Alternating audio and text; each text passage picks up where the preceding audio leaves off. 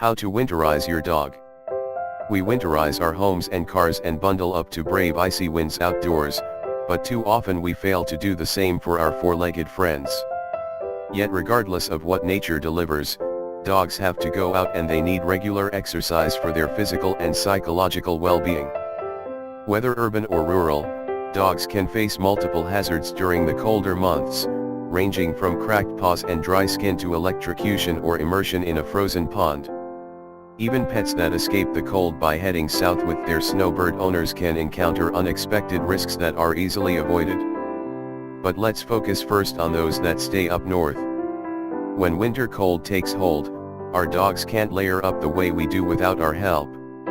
According to Nancy K., a Cornell-trained vet and author of Speaking for Spot and Your Dog's Best Health, unless they're large, thick-coated Arctic breeds like a Samoyed, husky or malamute, they may need a coat, especially if they have short hair and spend a long time outdoors. Many dog owners pay handsomely for premium dog food, yet may hesitate to invest in a proper winter coat for their canine companions. Conserving body heat is especially critical for puppies, small dogs that have a high ratio of surface area to size, and dogs that are thin, old, or have chronic health problems like heart disease, diabetes or arthritis.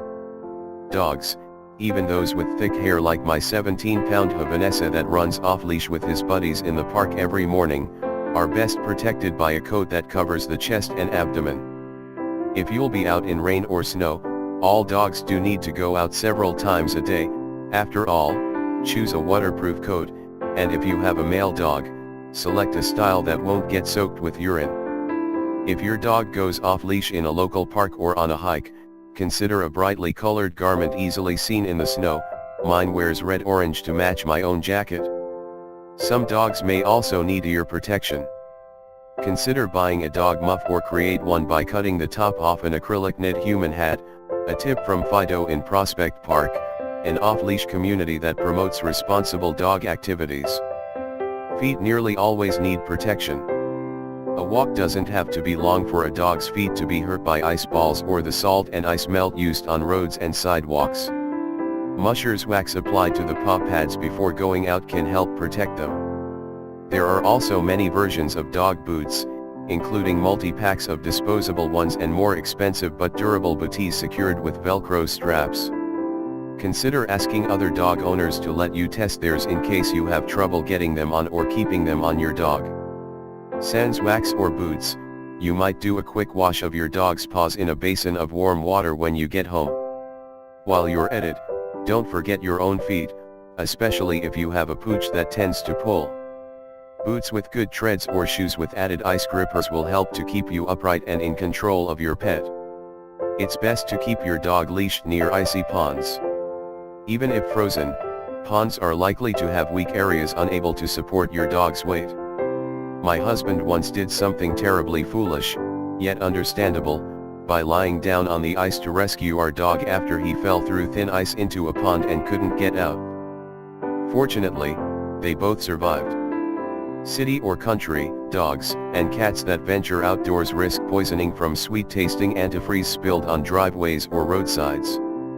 Even a lick or two of these yellow-green products can cause kidney failure if the animal is not quickly treated. City dogs may face another relatively rare hazard that can jeopardize their owners as well: electrified manhole covers, sidewalks or lampposts with loose wires.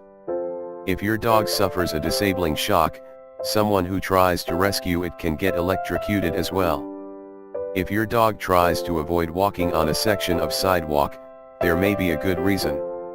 Just as human skin tends to get dry and itchy in cold weather, a dog's skin is also prone to winter itch. Keep winter baths to a minimum and consider adding a small daily dose of olive oil or coconut oil to your dog's food. It can help to moisturize the dog's skin. Half a teaspoon is adequate for a dog under 30 pounds, a teaspoon a day for a medium-sized dog, and up to a tablespoon for a large dog of 90 pounds. Although you may be inclined to eat more and overindulge in high-calorie foods around the holidays, resist the temptation to treat your dog accordingly.